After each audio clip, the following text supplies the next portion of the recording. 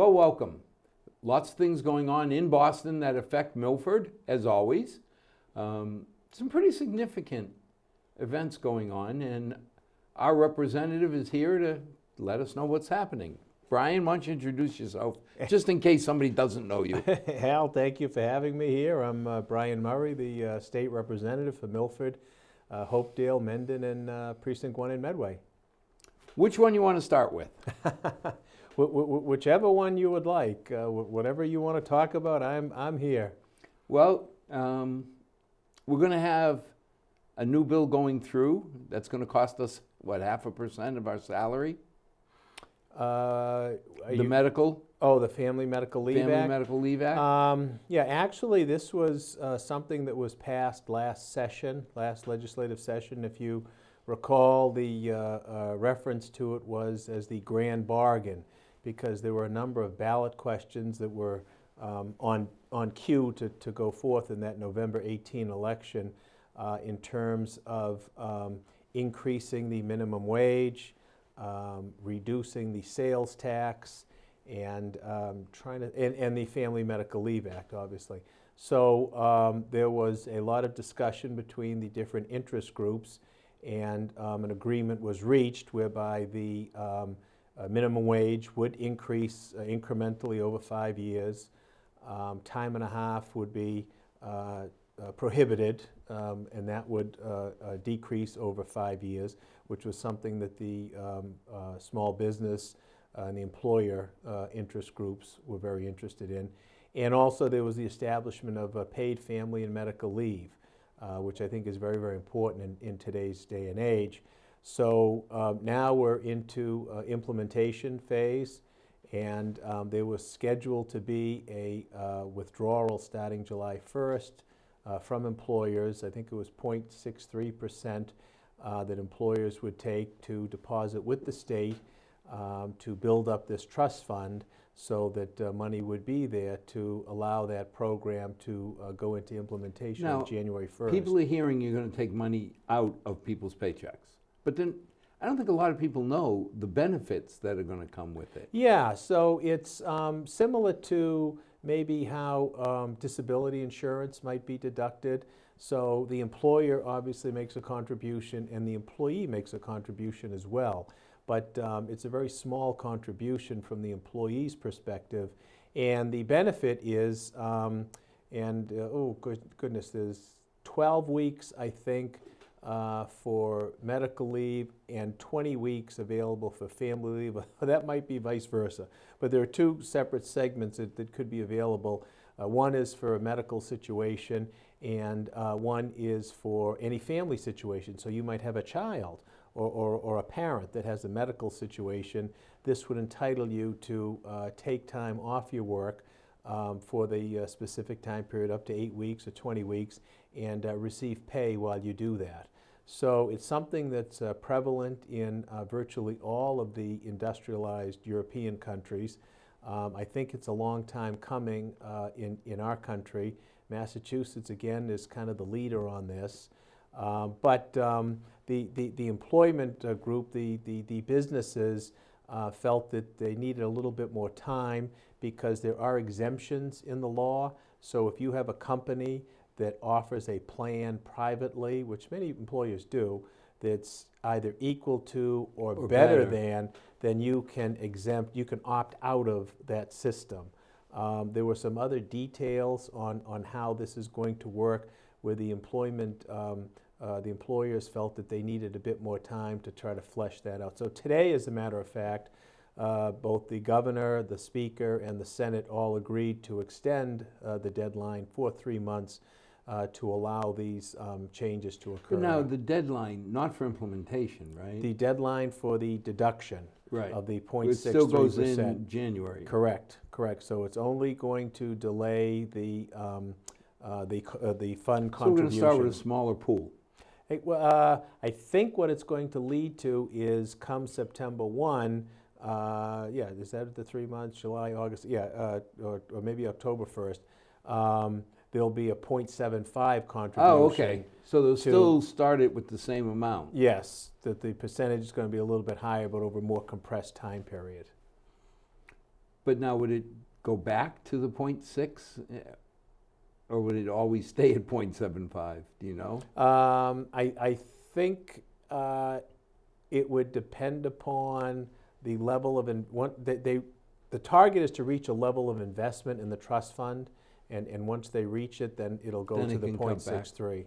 Yeah, and I think the way it's projected is the 0.75 would only go, I think, maybe till January 1st. I'm not sure. Okay, but I mean, Yeah. at the end, they need a bucket of money worth X dollars, and it's just a matter of Right, how do we get there? right. Now, the pregnancy leave. I mean, don't most people get 12 weeks or 13 weeks anyway? Maternity leave, yeah, so, that's like, part of this. Certainly that's an option. But prior to this, there was no mandate for that to occur. So employers may have offered that, but they weren't required to. Okay. So this is something that's now part of that. And it goes much more expanded than that, and it stretches out, to family members as well. And I think we get spoiled because, you look at the companies around here in Milford, Waters and Right. the large companies. When a woman needed 12 or 13 weeks, she got a note from her doctor, and she got it. But then you're not exposed to some of the women who are working for companies that aren't so generous. And that's a very interesting point, Al, because at the time that this was all being negotiated, you might think, well, employers are going to be against it just because it's going to be more work and it's going to cost more money. There were some employers that were against it, but not because of that. They were against it because, hey, we already offer that Right. to our employees. We consider that a benefit to make it more attractive to come to our business to work. Now, if you require all of the employers to do that, we kind of lose that The benefit. competitive edge. Yeah, that competitive edge. So that was sort of an interesting take, and it's really illustrative, I think, of how bills go forward, because there are so many competing interests on any type of bill, and all of that needs to be, resolved before you can get a final product. And again, we get spoiled. I mean, I just started with a company, and a month later, I had that nuisance where I had to have a quaternary bypass. Just a minor It procedure. was annoying. But I had to stay home for 30 days because I couldn't drive. And they didn't want me really in a car unless I had to be in case we got into an accident. I mean, having your chest split open, and now I know what the turkey feels like after Thanksgiving. But, hitting the windshield, the driving wheel, the steering wheel, hitting the dashboard can really hurt. I never was asked, am I taking time off without pay? Yeah, The company just covered me, yeah. and you sit there. Not all companies do. And that's, you measure yourself against Yeah. Milford and the companies here, and then you start realizing that the world isn't quite the same everywhere. Right. And it's a big issue, as you're well aware, with an aging population. Many of us, many people, have to care for elderly parents, and that presents its own certain situations and stress on work. And to be able to, take that time off at a certain time of need, where more and more people are trying to avoid institutionalized care. Sure. and do things at home. This is just a way to try to assist But people to it's do like that. we talk about the minimum wage, how it's going to double, and I sat there and I thought about it when I saw a little sign at the McDonald's window, now paying $12, not McDonald's, Dunkin' Donuts, Yeah, now paying $12 an hour. sure. I said, well, wait a minute. In 2 or 3 years, we'd be up to 15 there anyway. So, you look at it and you say, well, why the big deal? The market's going to take us there. Yeah, And then you read about Kentucky, Right. and, where they're paying $8 an hour. right. And you sit there and say, there's just no way I can imagine $8 an hour, $18,000 a year. And there are people that, these are their primary jobs. And, the other statistic, which is very interesting, is there is a high percentage of teenagers who take these jobs and need that money to contribute to the household. The days of the quaint summer job where you can work at the theater and get a little bit of money to go out on the weekend, you know, that's not necessarily the case anymore. A lot of these jobs are essential for teenagers and working Well, moms. for the families. Sure, You absolutely. know, you start seeing the single parents, single parent family. Yes, I don't know how on one salary you do exist if it's a low salary. it's very difficult. And there are many people working 2, 3 jobs. You know, human service providers, barely can get along with just their job, and oftentimes have to have a second or third job. So Well, even the teachers. teachers, you know, absolutely, sure. You look, and I'll never forget when Lexi's history teacher was cutting meat at one of the supermarkets here. And you sat and said, wait a minute, this guy is influencing Yeah, a lot more than I am Yeah. right now, because he gets 6 hours a day with my daughter, and I Yeah. get 2 if I'm lucky. right, And the poor guy, I'd rather see money going in sure. and somehow work it out so that every teacher fights for a $100,000 a year job. Yeah, Then they don't have to work a second job. right. But, it's not reality. We don't have budgets to pay everybody that kind of money. Right. It's, but clearly there's an economic injustice, and I think you see it, across the country and certainly in our state as well. So some of the things that we're trying to do is address that and try to level the playing field a little bit for folks. Now, I understand you wrote a letter about developing part of Milford. Yes, there's Milford right now is under review with the Mass Highway under the Department of Transportation, District 3. To make Beaver Street at the intersection of Route 109 near the Burger King, McDonald's. Right now that road is only one way, coming off of Bear Hill and then coming on to 109. And it's been like that for many, many years, as you know. So there's a developer who's looking to develop that large parcel of land across from Burger King. But the one-way restriction on Beaver Street is I think, hampering that development. So I was asked to write a letter of support for the project to allow DOT to give us approval to make Beaver Street a two-way street. And of course, it's a long time coming. It's something that the town has been trying to do for many, many years. The concern from the state is that if they do make Beaver Street two-way, as traffic comes off of the southbound 495 and comes down onto 109 and would stop to turn left onto the newly two-way Beaver Street, traffic backing up could go right up to the ramp on the exit from 495. So that's always been, I think, the major impediment on it. So I mean, when I renewed the correspondence with the state, I pointed out the fact that I was a selectman for many years, and it's something that the town has tried to do on a number of occasions. It would really kind of unlock the door to our industrial land on Bear Hill and allow even greater development of that industrial sector of town, and recognizing that the concerns of DOT are certainly realistic. I think we're talking about really some thoughtful and creative approaches to that intersection. And it's time to, I don't like to think outside the box. I don't like to use that terminology, but I mean, I think we've really got creative. We have to get creative to make that intersection work, and that would take care of any traffic concerns. So I received correspondence back from the district manager, Barry Lorian, and they're currently in the review process. There's traffic studies being done and information being sent. The planning department is working very closely. Larry Duncan and Mike Dean at Milford, getting them all of the information that they're looking at. And I don't know, let's knock on wood, but I'm kind of optimistic that we should be getting some sort of approval on that. Now, that's not something that the landowners could do even if they wanted to, right?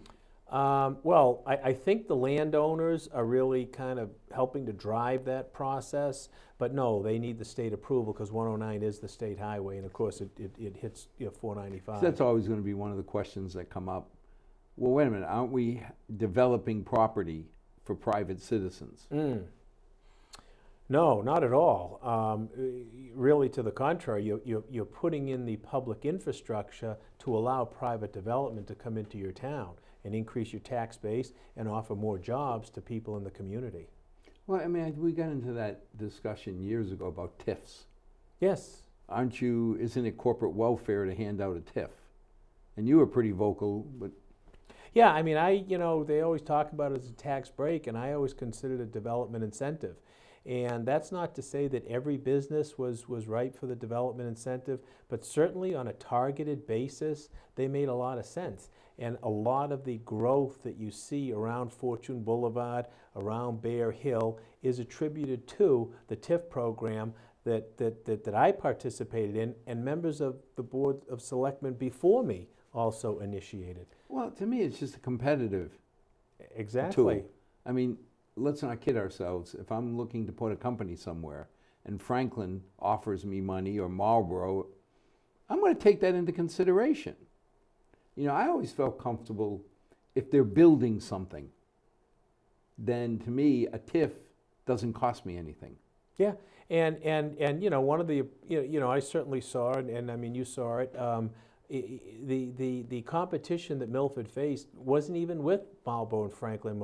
It was with Scotland. So, yeah. It was with, international locales. So, I mean, that's what we were up against. And, what I did do, and the state stopped it, but I got through 3 agreements. Basically, I had language written in there that even though there was going to be a tax reduction for a certain amount of time, the business had to contribute to the community. And that kind of equalized the amount. So the town is still, benefiting from the biomeasure Sure. language that I put in. That was a 10-year tax agreement, and they made contributions to the town of $10,000 every year, and I made sure that that was to be put in for infrastructure improvements, not operational budget items. And I know the town still has some of that money and uses it. We also got about $30,000, I forget which company it was, that went directly to Pheno Field. So there were 3 agreements, I think, that I had put that language in, and then finally I think we tried to do it on the 4th, and the state finally came back and said, you gotta stop doing this. But I thought it was a great, I thought it made sense. Well, It gave the business the tax reduction, but at the same time, the community was still realizing a benefit. Well, we've had people gripe that, okay, you let a company come in, they got a really beautiful tax reduction, TIF, and I said, on what? On the building that wasn't there? Right. I said, I'm confused. Right. Any TIF that revolves around a company building something. Well, then they left within 3 years. I said, that was a great thing, not for economy, but And that's okay, because that stays with the land, the structure's still there, so a new company's gonna come in, they've gotta pay the taxes. but that was my point. I said, did they Yeah. take their building? Right. They And didn't. then, of course, don't forget that I think one of the best ones, the most prominent ones, was Consigli Construction. Oh, yeah. The second largest contractor in the Commonwealth of Massachusetts. They're doing projects, as you know, all over the eastern seaboard, Washington, D.C., and they took that granite schoolhouse, you remember, on Winter Street. I remember Anthony Consigli coming before us and say, well, I'm going to try to propose to move this. We're going to take it block by block. We're going to catalog every block, and we're going to rebuild it on Sumner Street. And I sat there and I said, boy, good luck, because I can't imagine that happening. But something And like- what a beautiful project. And look at how that has revitalized Sumner Street. But something like Consigli, when we had problems at St. Mary's Church that we didn't know how to really answer, and we didn't have the money to go hire, qualified engineering teams, Jack Mohan went down and talked to Anthony. Next thing you know, Consigli Construction is there to help us. Sure. So when you got companies that have been good citizens, that not for any gain of their own, I mean, Anthony and that family's been around, so they're Milford people. But any company that'll help us, when it comes down to it, kind of nice to help them. And then the fact that now that building ain't going anywhere. The building is there, it's expanded. And you know, the ancillary effect is huge. I mean, if you remember what Sumner Street is, Sumner Street's totally developed now. Yeah. Totally developed. And that's another major economic corridor that we have in the town. And also, as you come into Diller Street and you see that building, particularly at night, the old school building, it is beautiful. What a great, you know, entranceway is, you know, come into the town from that perspective. In my mind, you know, was it Clark or whatever that left? But the building stayed. Oh, no, not Clark. Not Clark. Holmes. Holmes, the Holmes old left, air fans and the stuff. building stayed, but the TIF automatically came to an end when they left. That's it. So now they're paying full 100% taxes. Whoever owns the real estate. Somebody's got to pay it. That's right. And we didn't lose anything. Unfortunately, we lost the company. We don't want to, you know, minimize the effect that we lost the company. But as far as the TIF goes, I would do those every day and twice on Sunday. Yeah, I mean, I think they have to be targeted, do you know what I mean? And you have to be circumspect and you have to be careful with it. But by and large, I think the concept is a very sound one, and I think it served Milford very well. So what else is new and exciting on the Hill?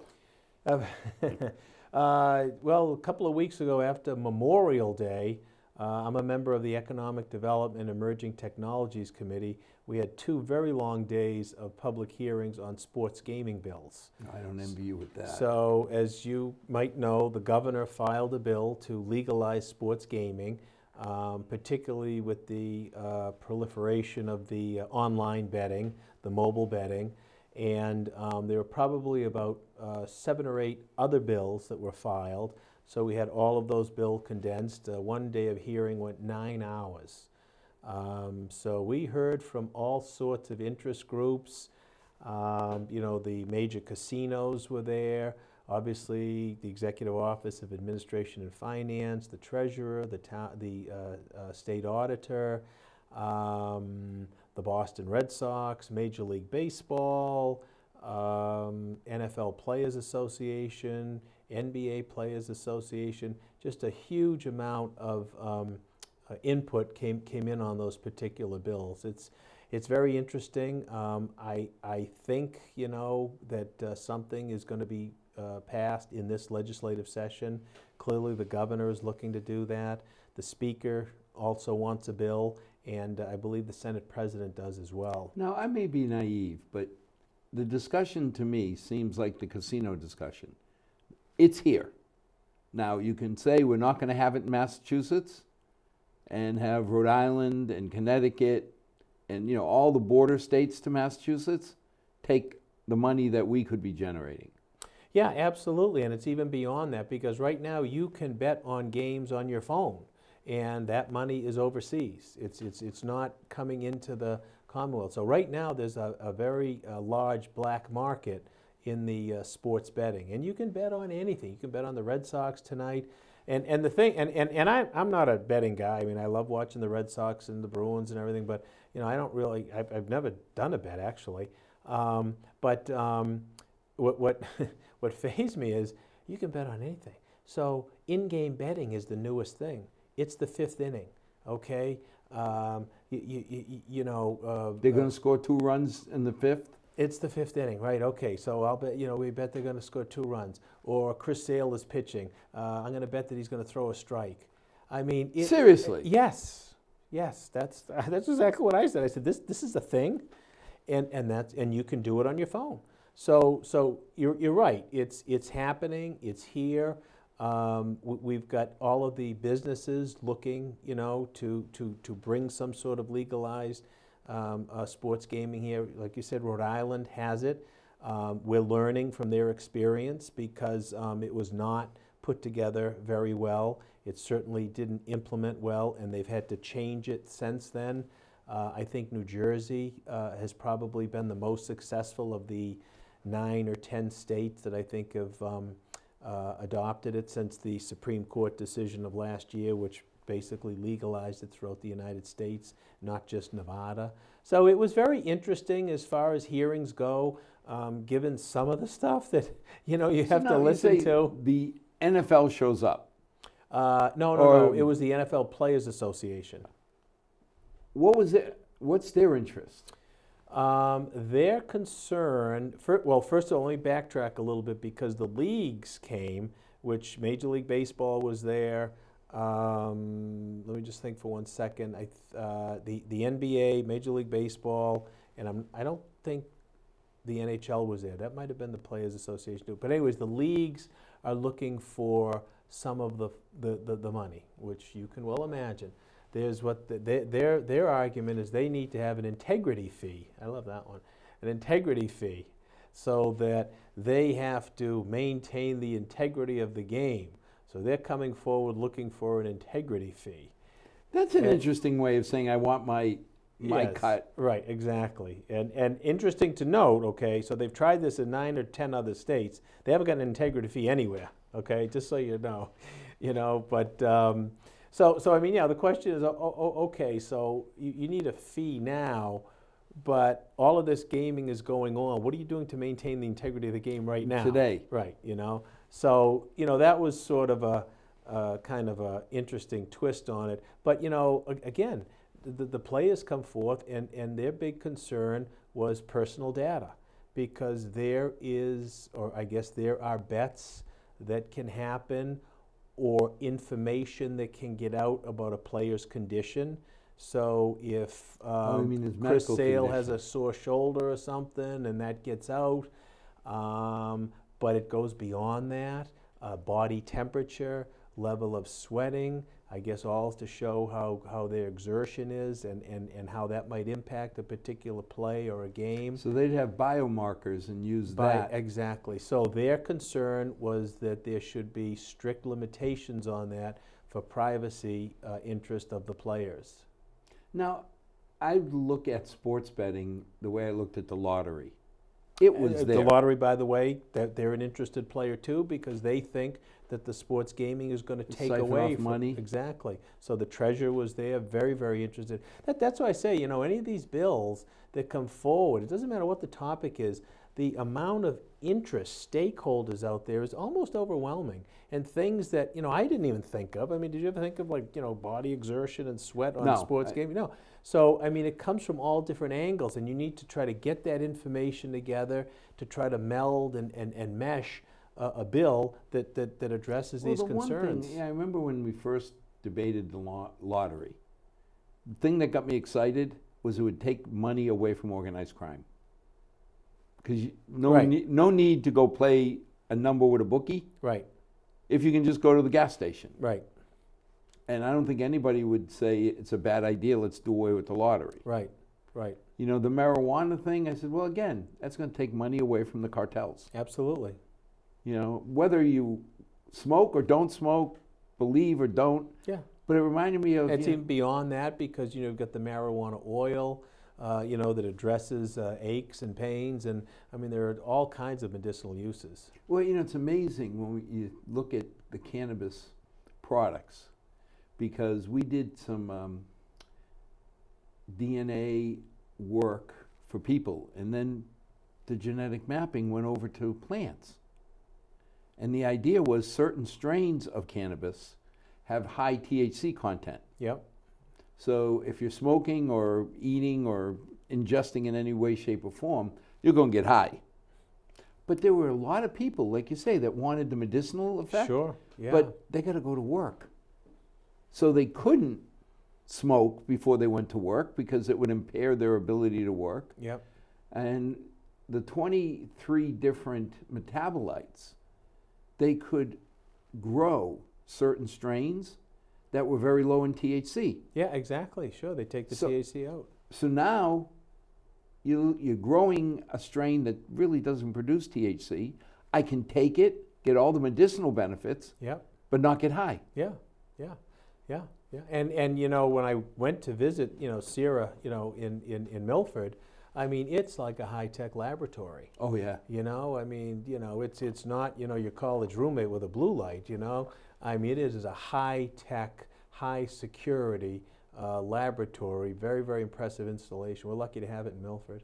Well, I mean, you also have Chris, yes, down at Pro Verde. The same thing, a very, very high-tech, high-security laboratory, one of the top testing companies in the state.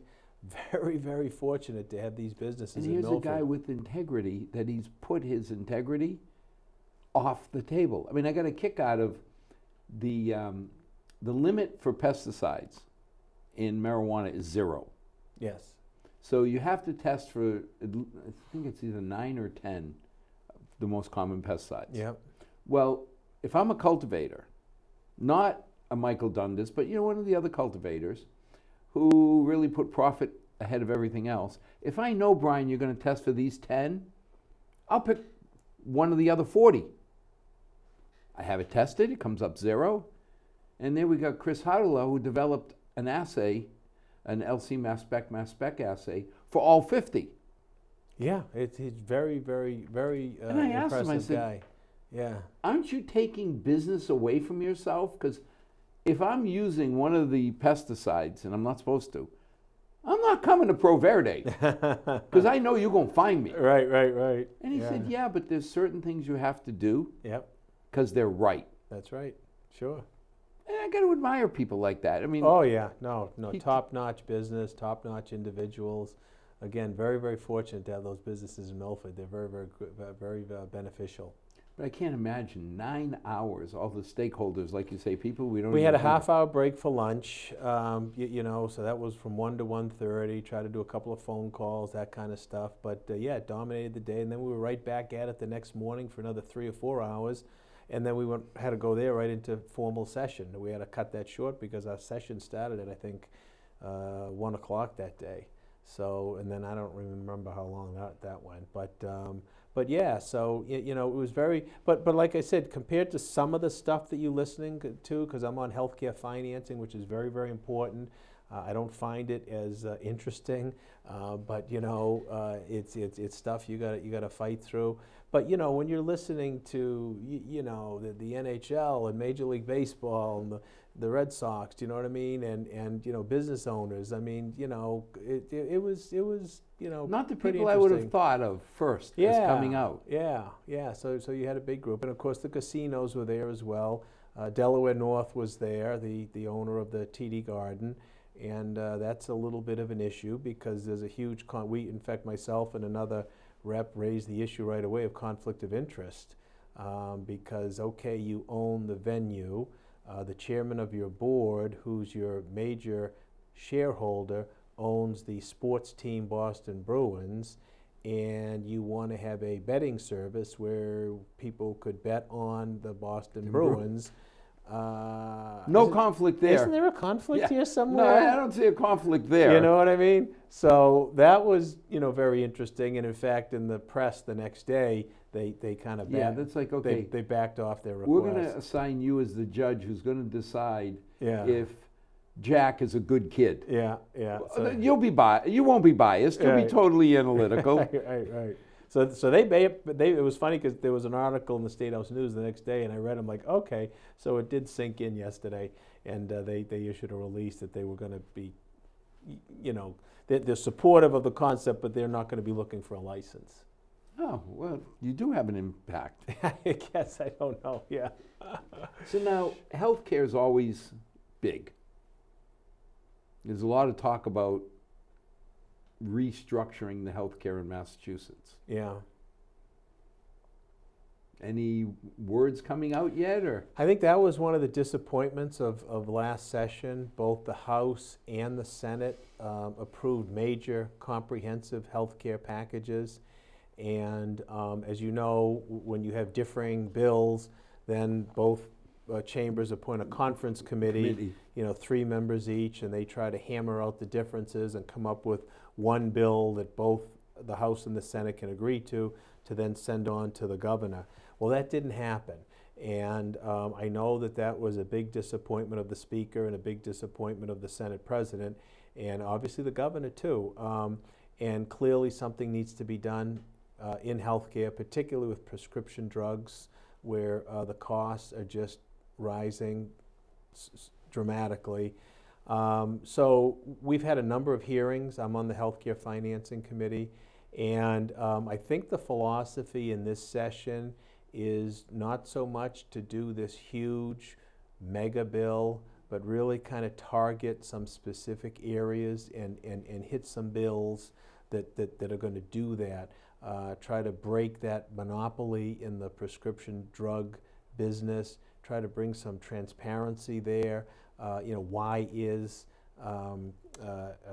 insulin, in fact, I asked that question at the hearing because the drug manufacturers come forward. Because Lily's so poor and not making any money. They come forward, you can't put restrictions on us, we're the innovators, we need, we have very high costs in developing these new space-age drugs that are going to save people's lives and do all kinds of things, and we need flexibility, we can't divulge our secrets, and I asked a question there too. I said, okay, I get that argument for the newest drug that's going to cure cancer or whatever. But how come insulin keeps going up? I was going to say. I mean, has that changed? Am I missing something? No. Do you know what I mean? So, when you peel back the onion, you find out that there really is less competition. A lot of these companies are kind of working together, and there are some bills to target that. Which I don't envy anybody in your position. I mean, I took a medical ethics course once, and they posed a situation. Is it ethical, moral, whatever, to spend $160,000 a year to keep you, and it sounds racist and I apologize, rich old white man alive for an extra year or two, when if I put that money... The second two are correct, the first one not so. But you think about some of the Genzyme drugs, the orphan drugs, the liposome storage drugs, costs $160,000 a year. If I took that money into the inner city, I could affect the lives of hundreds of low-income kids. So what makes your life worth more? And the example was rich old white men because they're controlling the purse strings, but could be a poor African-American woman, 160 grand a year. Yeah. Why should we keep him or her alive as opposed to putting all that money back into areas where we could save 100 or 200 kids?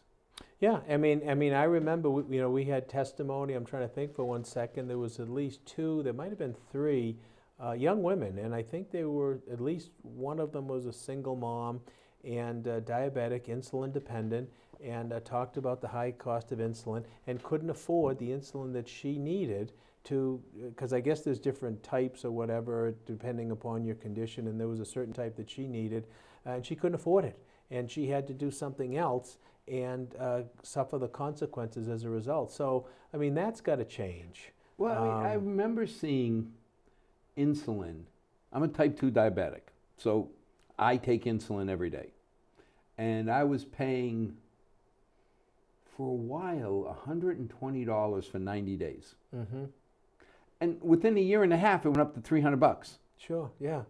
Now, why? It makes no sense. Right.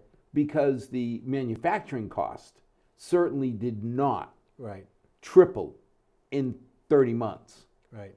Now, I understand, being from the biotech industry, what it cost. And you can argue whether it's 1.2 billion or 1.6 billion to bring a new drug to market. If I want to show you that you're gouging, I look at that one drug that made it. It's like buying a lottery ticket. Mm-hmm. Mm-hmm. It's $1 and you win $1 million. Mm-hmm.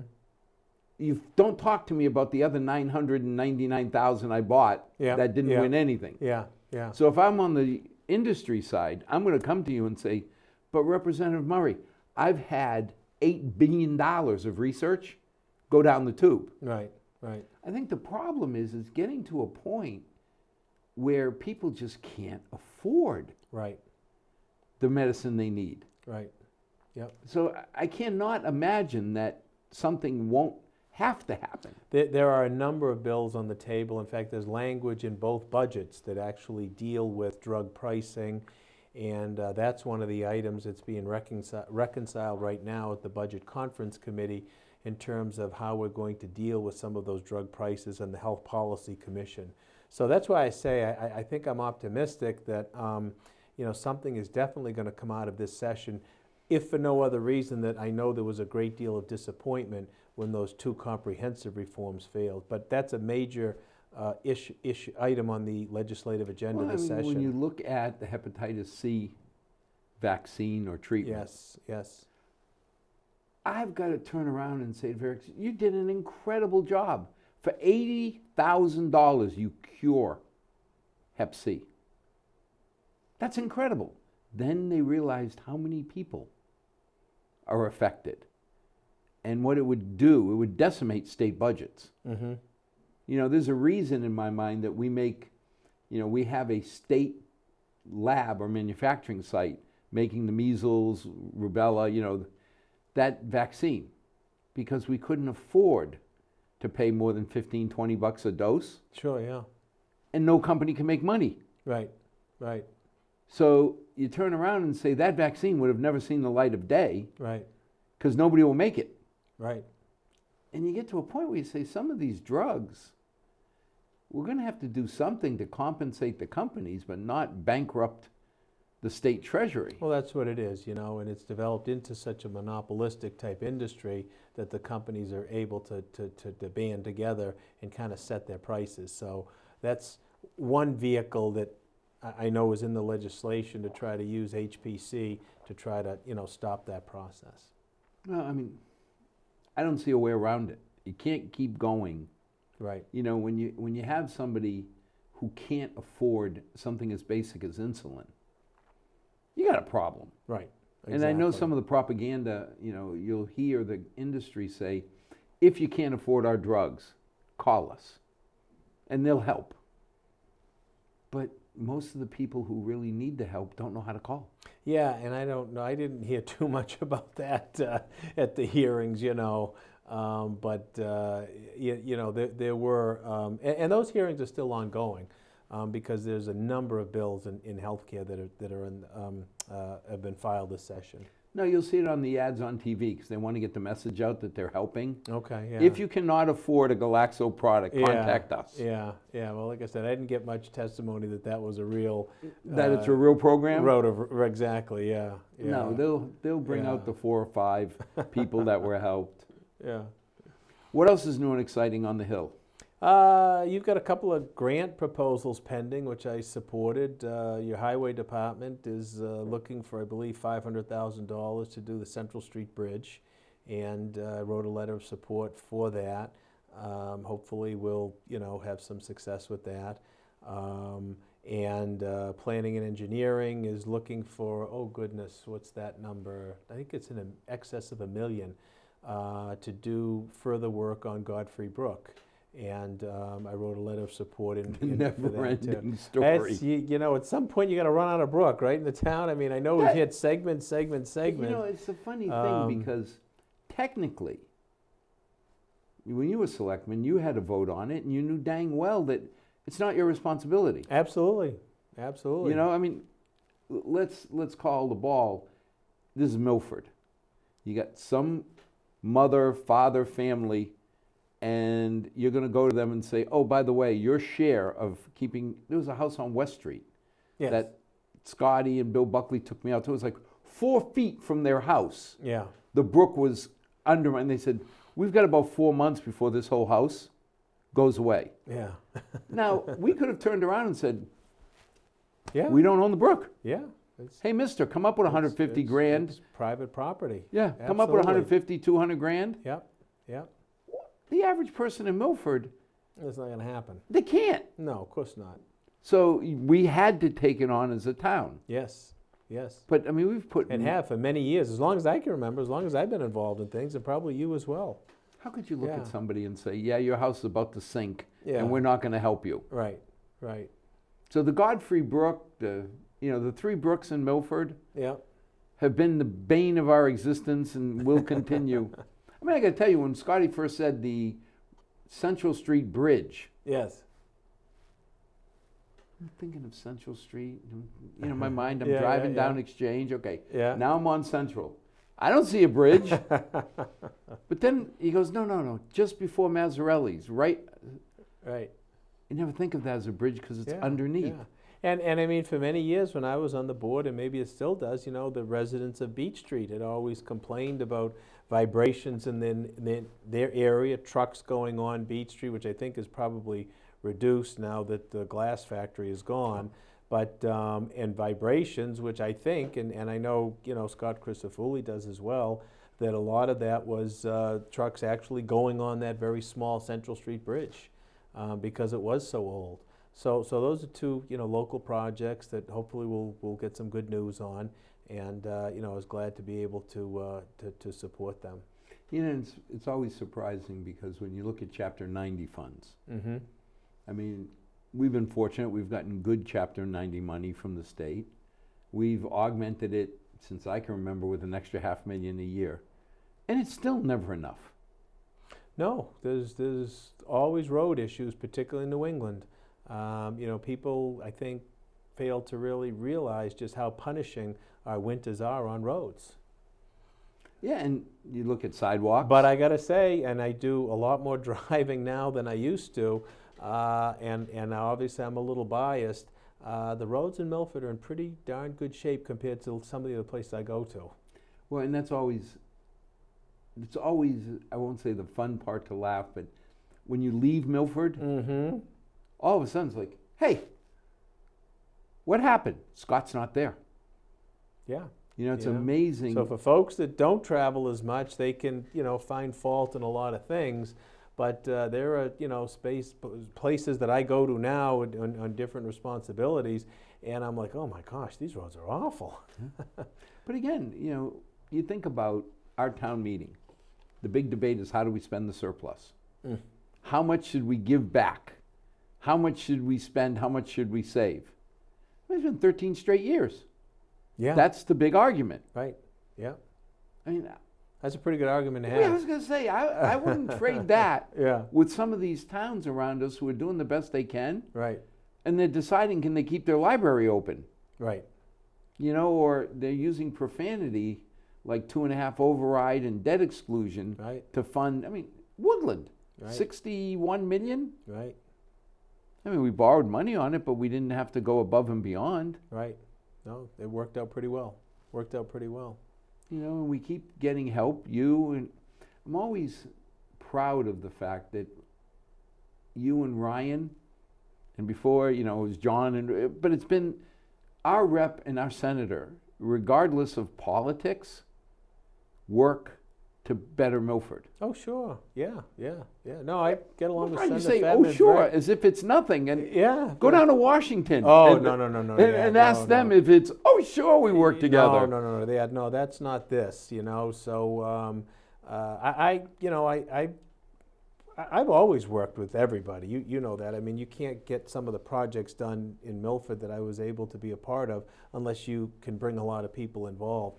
And I've been able to work with everybody very well at the State House. But it takes two to tango. Yeah. You got to have a receptor site on both sides. Oh, yeah. Because if we treated local issues like we're treating national ones down in D.C., you may want to work all you want with a Republican, and if they won't open the door to talk to you. Right. Yeah, it's not like that in Massachusetts. There's a very good working relationship. When I first got elected, everybody was very, very helpful. And now, the thing about Milford is, and this seat, it's almost like a Senate seat because Milford, and I think I may have talked to you about this, is part of Metro West, okay? But it's not. Milford is part of Blackstone Valley, but it's not totally. Right. Milford is part of Central Massachusetts, Worcester area, but it's not not really. Totally. But really, I've got my feet in 3 distinct areas, 3 distinct zones, which have a number of different representatives and senators that I have areas of mutual interest and areas to work with each other. Blackstone Valley is predominantly Republican. Metro West is predominantly Progressive Democrat. That's a pretty different, spectrum to be right in the middle of. But, I've been able to, target issues that help my district, our community, and work with these regional representatives to try to advance these things. But, it's something that makes me feel good that I have a hard time trying to figure out the difference between a conservative Massachusetts Democrat and a liberal Massachusetts Republican. Well, that's right. I mean, you know, the areas of interest are very similar, and I think it boils down to people want to get things done, you know, at least in Massachusetts. And ideology, you know, obviously that's part of everybody's background, but it really takes a back seat, I think, to, you know, getting stuff done to help your district. What needs to be done back home? What needs to be done in the state? And that's what everybody tries to work towards. You'd have a hard time if people asked you, what have you done for Milford? And instead of saying, hey, I brought money in for Fino, I brought money in here, I got this project done, I got the town park, you said, well, I helped screw over the Republican Party and get more Democrats. Yeah. I don't know that you'd get a warm welcome on that. Yeah, it's really not on my radar screen. You know? It's not on my radar screen. It's not something that I look Ryan's to a do. Republican, so I stabbed him twice. Yeah, no, well, that's not gonna that may happen. work in Washington. Yeah. But what did you do to help the kids? Yeah, no, I get along very good. We get along good together, you know. And, you know, it's interesting because, you know, both of his kids are really small, but actually they're growing so fast. Yeah. And, you know, it brings me back to, you know, when my kids were small, and, you know, at that time I was on the school committee, and, you know, you're always taking them to something. But, yeah, no, he works very hard. He really does. That's scary because I will never look at your daughter as anything but little freckle Oh, nose gosh, at I know. MPAC. At MPAC, yeah. And thank God you took the photos that you did, because we got some beautiful pictures of her. But, you know, now you look and you say we've got great young women and men that grew up in Milford that have our values. Yep. I don't think I'd trade that for anything. No, not at all. No, it was a good community You to know, grow but up in. even our elections, I haven't seen a real ugly election in a long, long time. I can remember one. Yeah, long time. Well, April 2016. I don't think that was that long, but Well, it seems like 3 years. But yeah. but you yeah. don't But typically- things happen, you know. But you know, after that, you just got to go forward and get the job done. That's all it is, really. And you look now, the election's coming up to have the potential for getting dicey. Sure. You know, I mean, but I think of the town meeting and what we argued over at town meeting. I mean, a few years ago it was chickens, not $98 million budget. That flew. Right. Yeah. But shall we allow 4 chickens? yeah. You know, it Yeah. feels good. Yeah, so I kind of miss my days at town meeting. You know, that was always fun. You know, it was always interesting. You know, like you said, the things that, you know, captivate people's attention and dialogue is never what you really think is going to do it. That's always the pool. We look Yeah. at the articles. Yeah. And we'll get together and say, okay, which article that means nothing do you Right. think is going to monopolize the night? Right, exactly. Not the $107 million we're spending. No, that's fine. It's one silly Right. little thing or another. Right. What do you think the biggest challenges are going to come up in the next 6 months? At the state level, I think it's going to be trying to flesh out some of these bills. Like I said, the sports gaming bill, the governor wants that yesterday. So that's going to be, you know, a challenge to get that done. Healthcare, financing, you know, that's, like I said, a lot of those bills are going to be there. Budget-wise, knock on wood, right now the state is in good position. We're running close to $1 billion surplus. With 1 month left in the fiscal year, so that's a good sign. So that makes things a little bit easier. A little? Yeah, you know, but the one thing that we haven't talked about, which is another huge issue at the state, is education reform and education funding. That's a huge issue right now at the state. There are a lot of different things going on. In fact, I think just today there was a major lawsuit against the state by some of the gateways. Fall River and some of the gateway cities, some of their students, just really trying to highlight this disparity in spending from some of these other communities. But you know, I look at some of these cities and towns that are complaining, and I say, okay, Milford gets 47 cents or 47% of the school budget paid for by the state. Some of these other towns have 80%. Yeah. How come I'm supposed to feel bad that they're getting 80% reimbursed, we're getting 47, and it's not enough? And that's the challenge, you know, and I, you know, when I had my meeting with the chair of Ways and Means, you know, we talked about a few things, and education funding was one of them. And I said, you know, the challenge that you're going to face is meeting the demands and the needs of suburban community schools. And I said, I'm not talking about suburban Wellesley or Weston. I'm talking about suburban in my area, Hopedale, Milford, you know, my regional school, Mendon Upton. They have a lot of stresses on them that aren't really highlighted because we're not a gateway city.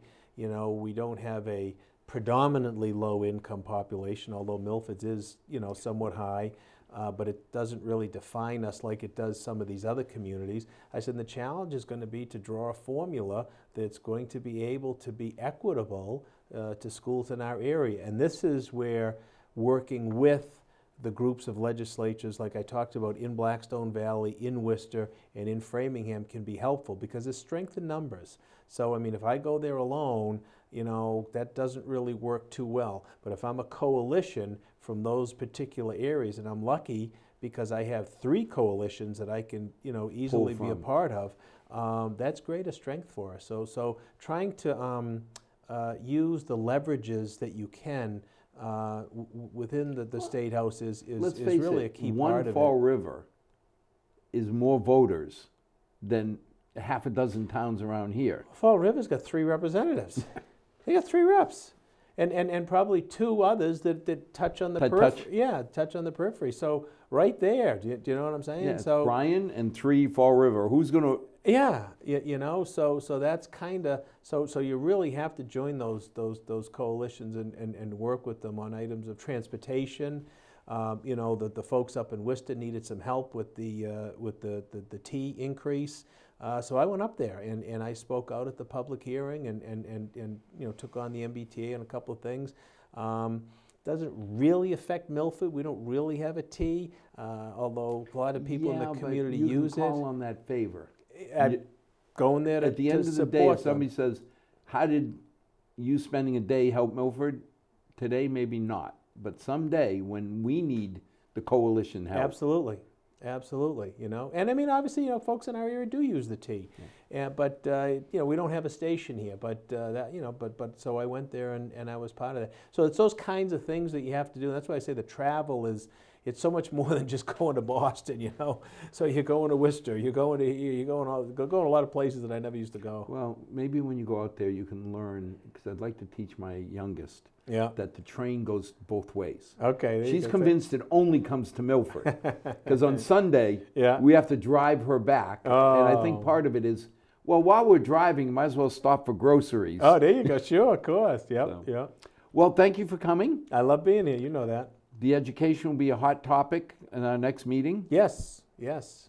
So, as always, it's amazing how much goes into getting things done in Milford. We can only do so much. My hat is off that the national politics haven't polluted the spirit between our rep and our senator to work together and do what's right for Milfordians. So, as always, to our 6 loyal viewers, may God bless, and may tomorrow be a better night than tonight. Thanks for joining.